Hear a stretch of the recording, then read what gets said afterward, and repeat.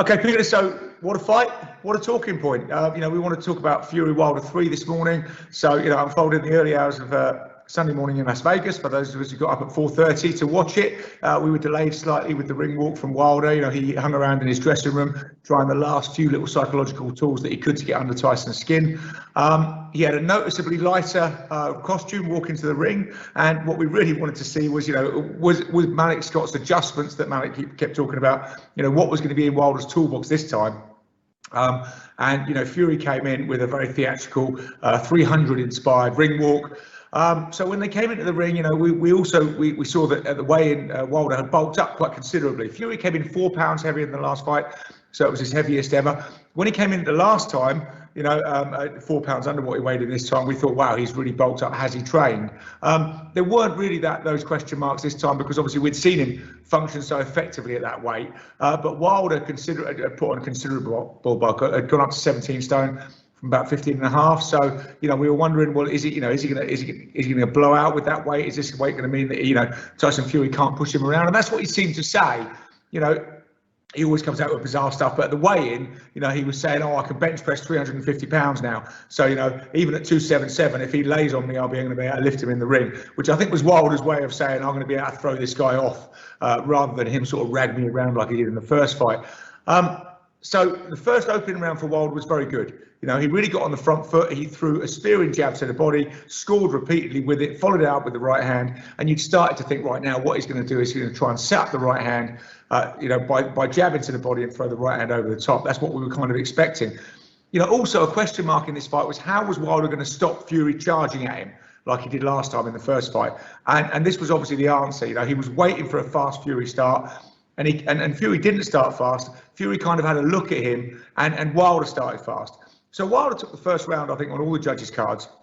So it was interesting to see what Fury was going to do next. The next round again was interesting. Fury just about edged it, got his jab working, and for me, the story of the fight in a way was Fury's jab. It was so effective, it was so good. It was as a rangefinder, as a weapon to set up Fury's own right hand. It was brilliant. Then we came into the third round, and Fury seemed to step it up again. Scored a big knockdown on Wilder, and at this point, I started to think, is Wilder going to unravel now completely? Because is it going to be a case of psychologically, without any fights in between the last Fury fight, and it was 20 months since he was in the ring with Fury for that one-sided beatdown, was this just going to be a case of he's built himself up with all these excuses? Was this all sort of based on sand, this psychological preparation, the confidence that he seemed to show, in the pre-fight talks? Was it all just going to go, oh my God, it's happening again, and everything crumble? So anyway, he survived the third round, came into the fourth round. And the other thing that he did seem to be able to do in this fight was box a bit going backwards, which he couldn't in the first fight. And that was why Fury so dominated and pushed him back, and then he just looked absolutely ragged. His feet still weren't brilliant. They never have been brilliant. Occasionally it looks like he's going to fall over his own feet. But he was able to fight going backwards. Malik Scott had definitely made those adjustments. And in the fourth round, he was going backwards against the ropes. Fury was charging him, caught him with one of those lovely right hands, and Fury went down. He looked clear-eyed, but it was still a heavy knockdown. Fury seems to know what to do in these circumstances. Just looked at the referee, got up, came forward, and you thought, well, was it some kind of flash knockdown? But Fury was obviously still, senses a bit scrambled, because a short right inside from Wilder then sent Fury down again. So down twice in a round, for the first time in his career. So a 10-7 round for Wilder, and kind of saved by the bell a bit. And then Fury came out in the fifth and kind of regained control, was a little bit more cautious, worked behind that beautiful jab of his, and so going into the sixth round, funnily enough, because of that 10-7 round in the fourth, they were even on the scorecards. But it did look, to be honest, as if Wilder was tiring more. We did say about this bulk, that if you're carrying that bulk, it's going to drain, that extra muscle's going to drain his oxygen as the fight moves on. And so it sort of came to pass. And, it kind of seemed to be for Wilder shit or bust in the first 5 rounds. And then after that, Fury started to pick him apart, wear him down, get him behind the jab. And you started to notice in all the exchanges, although Wilder was still in the fight and still could come up with the odd dangerous punch, you had to say Fury was better on the outside. He was a better outside fighter behind that beautiful, long, straight spearing jab and bringing in the right hand. You also had to say Fury was better on the inside. When they got close, he did manage to lean on Wilder. He did manage to pull him about. Not as much as the first fight, or not as emphatically as the first fight, but he was definitely stronger in there. He was definitely wearing Wilder down. And it kind of seemed to go, even though we're even on points coming to the sixth, be going one way.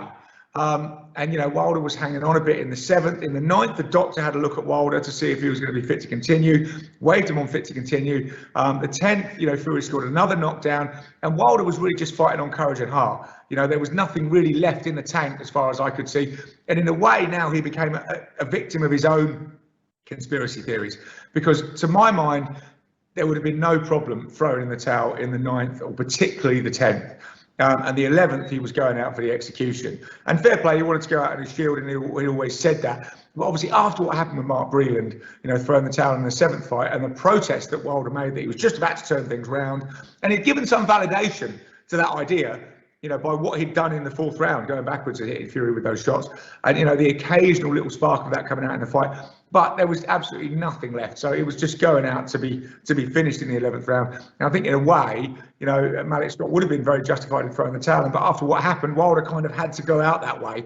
And to be fair to him, he did go out like a warrior. He did go out on his shield, but maybe it was a bit of unnecessary punishment. When Fury delivered the right hand in the 11th round that finished it, he didn't wait for the count. He didn't go to the neutral corner to, he just ran off and just jumped up on the ropes. He knew it was over, and the referee took one look at Wilder, it looked in a bit of a bad way, and waved it off. So an amazing victory for Fury, a very exciting fight, a great way to end the trilogy, and so he kind of stands supreme, as he said in his own words after the fight, I'm the preeminent heavyweight of my era, and nobody is disagreeing with that. So, he's really, really stamped his authority on the division now. And we're living in this sort of, the other interesting thing I wanted to say is, it'll be interesting to see how Wilder copes with this, because psychologically after the second fight, the first fight, you could say that he won, and he was, nearly finished off Fury in the last round.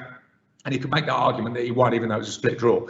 The second fight was completely one-sided, so he came out with loads of conspiracy theories to kind of stop himself, in a way, psychologically falling apart and saying, I was beaten by the better man. It wasn't his fault. The ring suit was too heavy. Fury cheated. Mark Breland was in on a conspiracy, whatever you want to have. So psychologically, he could keep himself composed with that. There was no excuses after this fight. You can kind of definitively look at this now and say, Deontay Wilder will never beat Tyson Fury on any night.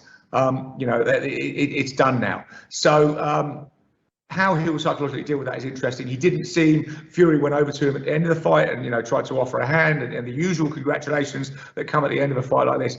And Wilder didn't want to know and was just like, no, get away from me, and then walked out of the ring. So how he will be able to develop and come back from this, will be interesting.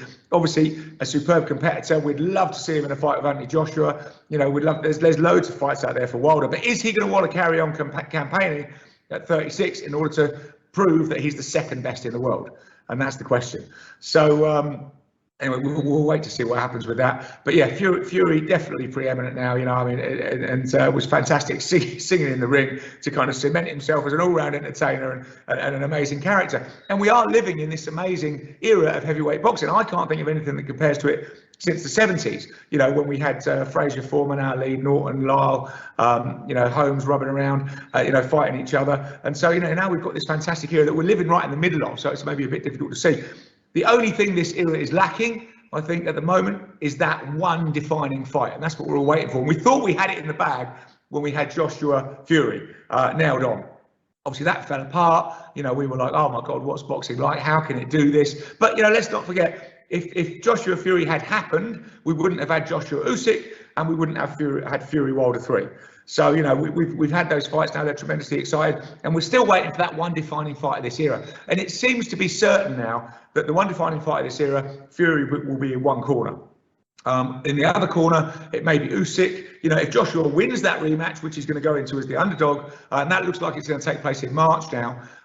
If Joshua wins that rematch, then Joshua could be in the other corner. We'll have to see how it all falls out now, because, as we've seen recently, the heavyweight picture can change very quickly.